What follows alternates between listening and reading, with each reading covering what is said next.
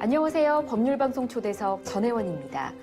자신의 삶에서 인상적인 업적을 달성하고 성공한 사람들에게는 분명 특별한 무언가가 있을 겁니다. 자신이 처한 환경과 시기에 따라 다를 수는 있겠지만 우리가 함께 배우고 또다시 누군가에게 가르쳐줄 만한 가치가 있는 이야기들이 분명 존재할 겁니다. 상식과 원칙이 통하는 사회를 만들기 위해 항상 노력하는 법률방송의 법률방송 초대석. 오늘 그 두 번째 손님으로 평생 교육자로서 대한민국 교육의 비전 제시를 위해서 최일선에서 일해오신 홍덕률 전 대구대 총장을 모시고 이야기를 나눠보도록 하겠습니다.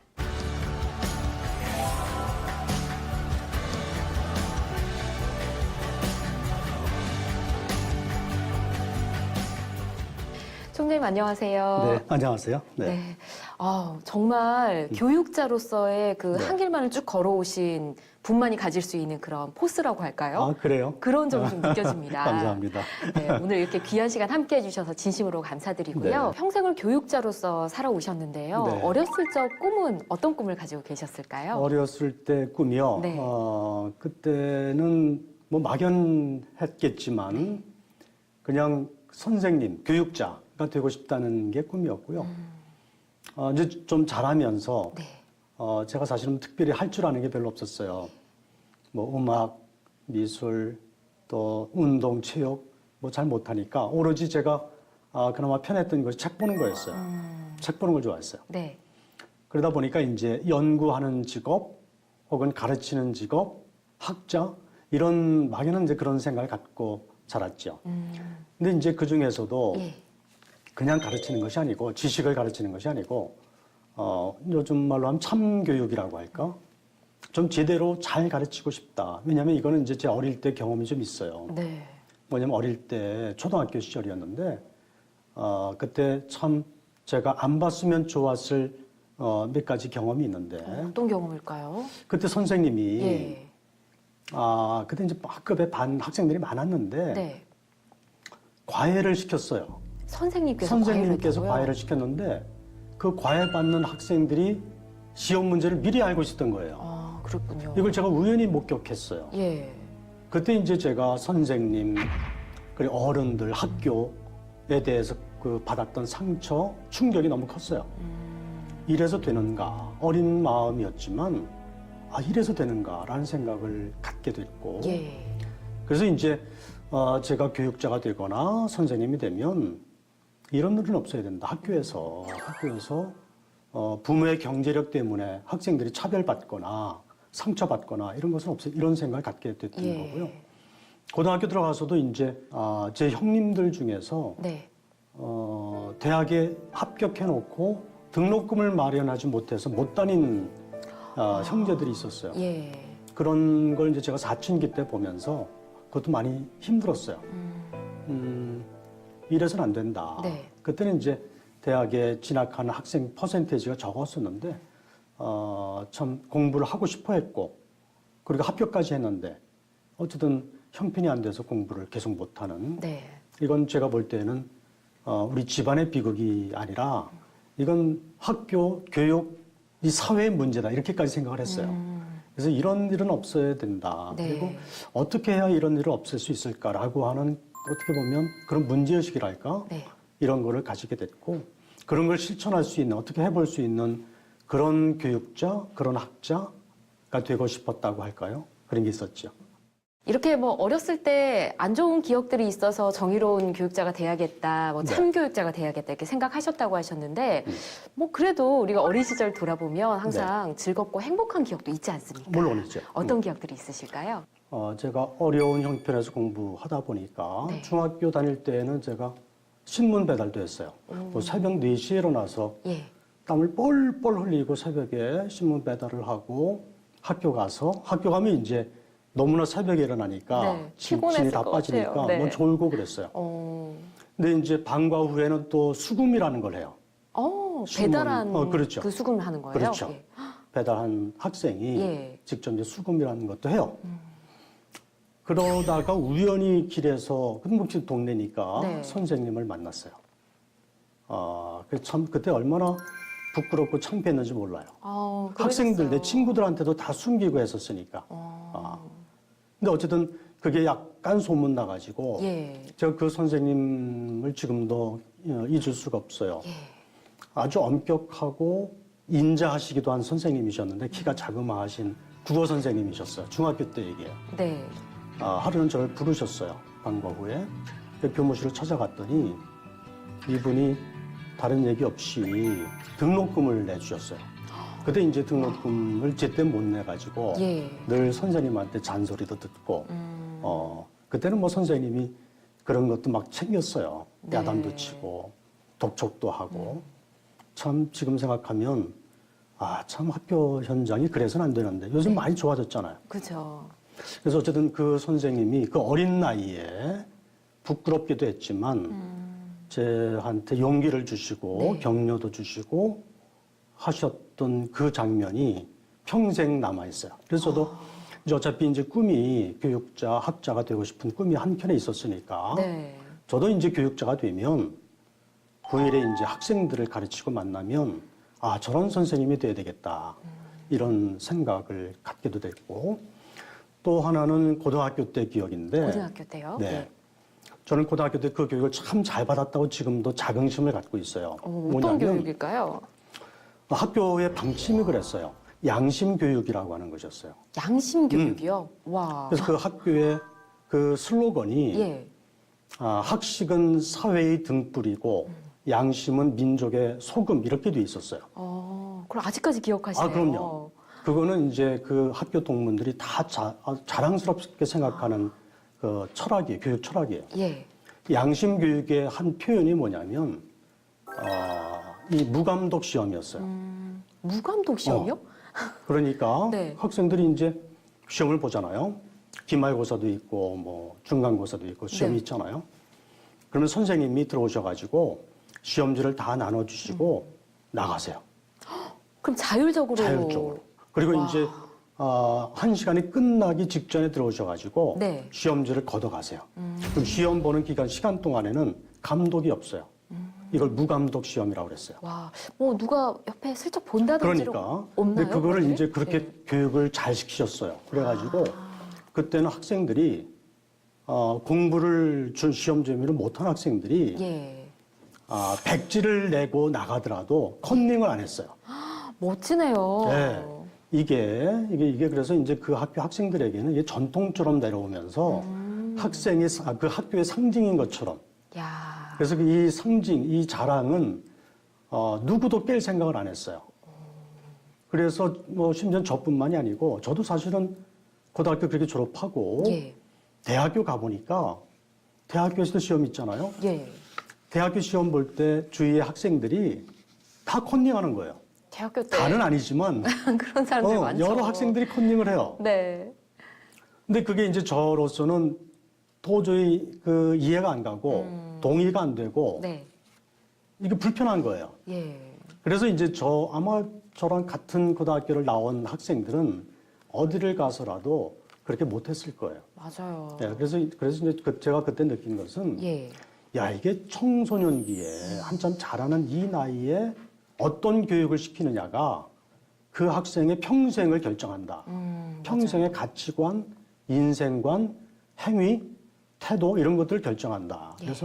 그래서 이제 이 자랄 때 초, 중, 고등학교 교육이 그래서 중요한 거예요. 네. 그때 이제 인성 교육도 해야 되고 여러 가지 교육을 해야 되는데 어쨌든 저는 중학교, 고등학교 때 이제 그런 좋은 선생님, 네. 좋은 학교에서 공부하면서 상당히 지금도 좋은 기억이 있고 비록 어렵게 자라긴 했지만 그 어려운 건 중요한 게 아니에요. 네. 예, 그건 중요한 게 아니고요.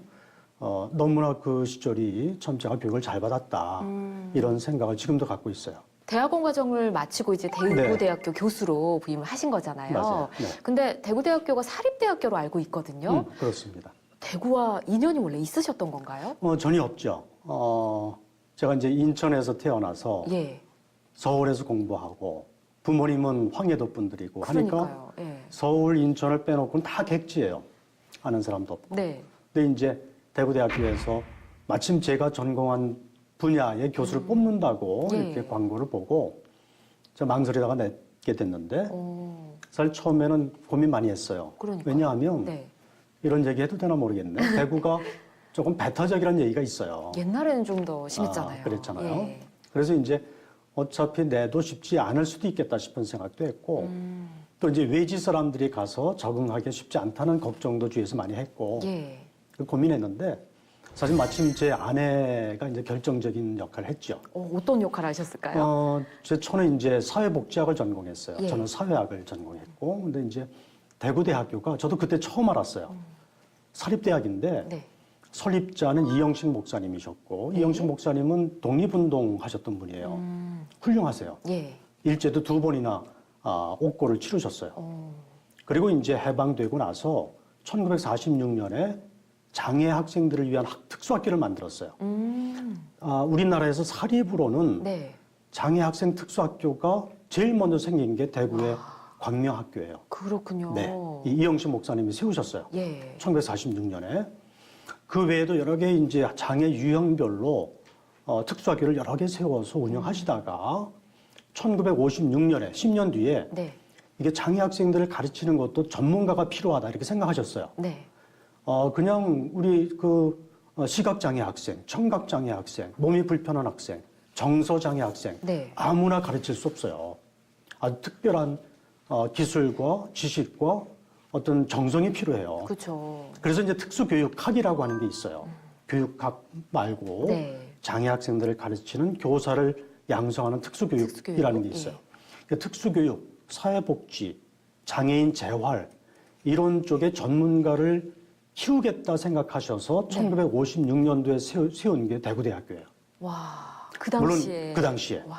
전쟁 끝나고 얼마 안 그러니까요. 있어서였어요. 예. 그때는 집안에 장애아가 태어나거나 아니면 후천적으로 장애 학생이 있어도 부모님도 책임 못 지던 시절이었어요. 그렇죠. 네. 뭐 성한 사람도 사실은 힘든 시절이었으니까. 이제 집사람이 제 처가 네.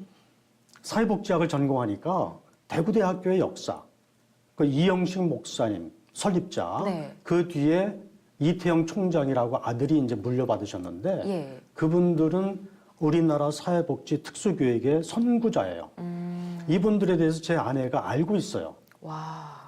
대구대학교의 교육 철학도 알고 있고. 네. 그래서 이제 제 처가 그런 얘기를 하는 거예요. 대구대학교가 훌륭한 학교다. 훌륭한 설립자에 의해서 훌륭한 교육 철학을 가지고 예. 운영되고 있는 사회복지의 아주 우뚝 선, 그 선각자적인 학교다. 이렇게 얘기를 해서 예. 거기 가서 당신의 교육 철학을 가지고 헌신해 볼 만하다. 이렇게 해서 이제 제가 결심을 하게 됐죠. 아내분께서 정말 큰 역할을 하셨네요. 큰 역할을 했어요. 예. 어. 지원사를 그럼 내신 거예요, 냈죠. 이제? 예. 냈는데 사실 크게 기대는 안 했지만 어쨌든 학교에서 저한테 네. 초빙 절차를 밟으셨고 결정하셨어요. 학교에서. 그래서 이제 1988년 3월에 네. 대구대학교 교수가 돼서 내려갔죠. 자, 그런데 1988년에 네. 대구대학교 교수로 부임하고 약 5년 정도가 지난 시점이거든요. 93년에 해직이 되셨어요. 어떻게 하셨어요? 대체 왜 해직이 되신 건가요? 어떤 일이 있었던 건가요? 참 그건 슬픈 이야기인데 예. 5년 지나서 사실 아까 이제 설립자 이영식 목사님이 예. 되셨고요. 그 장남 되신 이태영 이태영 총장님이 총장, 예. 너무 훌륭하신 분이세요. 맡아서 이제 총장을 해 오셨어요. 그런데 이분이 이제 88년 제가 3월 달에 교수가 됐고 예. 그해 10월 달에 사실 그 전에 불치의 병을 앓게 됐어요. 아, 이태영 전 총장께서. 이태영 총장님이 예. 그러셔가지고 국내에서 치료를 못 하시고 그해 10월 달에 미국으로 건너가셨어요. 네. 그 병을 치료하시려고. 그 병명도 그땐 제가 들었는데 예. 지금 기억을 못해요.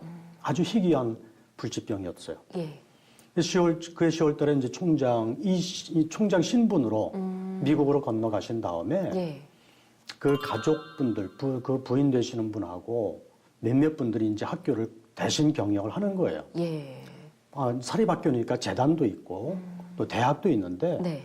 이거를 이제 그분들이 대신 경영을 하면서 말하자면 일반 교수나 학생들이 이해하기 힘든 여러 가지 전횡 혹은 비리 부조리들이 일어나기 그렇죠. 시작한 거예요. 이런 것들이 이제 계속 차곡차곡 쌓였어요. 예. 쌓이면서 이제 그 매년 겨울 되면 교수님들이 전체 교수회를 열어가지고 예. 이태영 총장님이 미국 어느 병원에 계시는지 그리고 그분이 어떤 생각을 갖고 계시는지 병원에 누워 계시면 음성으로라도 녹음해서 들어달라. 아, 그럼 그 전에 총장님과는 아예 연락이 안 됐던 거네요. 그렇죠. 연락이 안 됐어요. 그 가족 되시는 분들이 예. 일부죠. 일부 가족들이 이태영 총장님과 면회하는 것, 다른 가족들과 자녀들과 형제들과 그리고 같은 친구들이 그 병문안 하는 것도 다 차단했어요. 아, 그런 그러니까 일이 사실은 있었군요. 그때 생각해도 지금도 예. 그렇지만 있을 수 없는 일이라고 생각했어요. 그렇죠. 그래서 몇 년 지나고 나서는 이태영 총장님이 도대체 살아 계신 거냐라고 하는 부분에 대해서 루머가 막 돌았어요. 생사를 확인할 수 없다. 그렇죠. 학생들은 매년 이제 우리 이태영 총장님을 찾습니다라는 포스터를 만들어가지고 대구시내 곳곳에 붙였어요. 예. 이게 이제 지역사회 문제가 되니까 지역의 신문 방송도 이태영 총장을 찾아 나서는 그 취재를 하게 됐어요. 근데 결국 못 찾죠. 네. 그래서 어쨌든 생사조차 확인되지 않은 채로 몇 년이 흘러가요. 예. 그 이제 93년까지 가죠. 88년부터. 그러면서 이제 학교는 계속 침체되고 비리 의혹이 쌓이고 교육부 감사가 오고 여러 가지 지금 다 설명할 수 없는 있을 수 없는 일들이 막 벌어지면서 점점 안 좋은 상황으로 네, 갔네요. 93년도에 이제 교수 학생들하고 재단하고 이태영 총장님이 떠나 있는 그 재단하고 예. 그냥 첨예하게 갈등이 폭발했죠. 아. 근데 마침 제가 93년도에 예. 교수협의회 임원 역할을 했어요. 그리고 공교롭게도 네. 93년 8월 31일부로 제 임용 기간이 끝났어요. 교수들은 임용 기간이 있어요. 네. 근데 보통 재임용을 다 재임용 하잖아요. 되죠. 예. 근데 지금 제도가 많이 바뀌었는데 예. 그때는 제가 이제 93년 9월 1일자로 재임용이 되어야 되는데 네. 제가 교수협의회 임원을 하고 있는 바람에 학교에서 저를 재임용을 안 했죠. 아. 근데 이제 재임용에 해당하는 요건, 예. 뭐 여러 가지 의무 사항들은 다 했지만 네. 어쨌든 저를 해직시켰어요. 그 임원을 하고 있다는 이유만으로 그렇게. 그렇죠. 그렇군요. 그래가지고 그 사건이 있은 다음에 9월 1일부로 이제 제가 해직이 됐는데 예. 학생들이 수천 명이 그 노천광장에 모였어요. 예. 우리 홍 총장을 그때 홍 교수죠. 네. 네. 홍 교수를 해직시킨 것은 있을 수 없다. 그래서 저는 그때 감격했어요. 학생들이 뭐 손편말을 네. 교수님 사랑해요. 뭐 또 교수님 저희들이 책임질게요라고 하면서 학생이 수천 명이 모여가지고 93년도에요. 예. 더 감동이셨을 것 같아요, 감동이었어요. 진짜. 그래서 이제 저는 어쨌든 해직이 돼서 거기 예. 고향도 아니니까 떠나려고 처음에 마음을 먹었었는데 교수님들이 네. 저도 모르는 교수님들이 그날부로 그냥 철야 농성을 시작했어요. 교수님들까지 네. 이제 네. 연임해야 된다 이렇게. 네. 아, 그러셨군요. 부당하다 해가지고. 예. 그래가지고 그날부터 시작해가지고 189일 동안 철야 농성을 계속했어요. 교수님들이 돌아가면서 189일은 6개월 이상 아닌가요? 6개월, 6개월 이상이죠. 그 중간에 추석도 있었고 크리스마스도 있었고 신정, 구정, 설날 다 있었는데 네. 하루도 농성장을 비우지 않고 그냥 189일 동안 철야 농성을 했어요.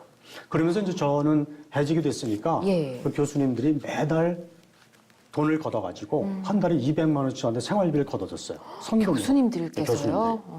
그러면서 저한테 떠나지 마라. 네. 이건 부당한 거니까 어떻게든 당신은 이제 학교의 문제, 교수들의 뜻을 모아가지고 네. 학교 문제를 어떻게든 해결하고 정상화시키려고 애를 쓰다가 해직을 당했는데 자기들이 함께 책임지겠다. 네. 이렇게 해서 이제 제가 떠나지 못하고 교수님들 그리고 참 전 그때 눈물 많이 흘렸어요. 감격해서 슬퍼서가 아니고 우리 학생들이 이제 저를 어떻게든 해내겠다고 네. 그래서 이제 그 학생들하고 교수님들하고 같이 예. 학교를 정상화시키기 위한 일을 6개월 동안 했죠. 하고 근데 나서 그 당시에 그럼 이제 원래 떠나려고 생각하셨다가 네. 우리 네. 학생들과 교수님들의 이 진정어린 마음을 보고 마음을 다시 접으신 거잖아요. 그랬죠. 그러면 학교에 일단 남아야 되니까 그렇죠. 총장님께서도 어떤 노력을 또 하셨을 것 같은데. 그러니까. 그래서 이제 그때 제가 교수협의회 임원 역할을 공식 임원은 아니지만 예. 그 농성하고 있는 분들, 남아있는 교수협의회 임원분들, 학생들 예. 하고 같이 그때 이제 교육부도 찾아가고 심지어 청와대도 찾아가고 그때 이제 김영삼 대통령 정권 첫 해였어요. 93년도가. 네. 그래서 그때 다행스러운 것은 상당히 사회 구석구석에 개혁 열풍이 불고 있었던 때였어요. 네. 그게 저희 학교의 문제를 푸는 데는 상당히 도움됐죠. 도움이 됐네요. 도움이 됐어요. 예. 그래서 어쨌든 그때 정부에다가도 탄원도 많이 하고 해서 결국 6개월 뒤에 94년 2월 달에 네. 관선 이사가 왔어요. 아. 그 재단이 다 퇴진하고. 예. 그러고 나서 제가 복직을 했죠. 다행입니다. 다행이죠. 다행. 그럼 6개월 만에 복직을 하실 수 있었던 건가요? 그렇죠. 6개월 뒤에 복직을 했어야 되는데 네. 94년 2월 달에 이제 관선 이사가 왔으니까 예. 이분들이 저한테 제안을 해왔어요. 관선 어떤 이사가 제안이요? 94년 3월 1일부로 왜냐하면 대학은 학기제니까 3월 1일부로 특별 채용할 테니까 네. 그렇게 교수로 다시 복귀해달라. 네. 그럼 지난 6개월 동안은 해직 기간이고 네. 다시 특별 채용한다는 얘기였어요.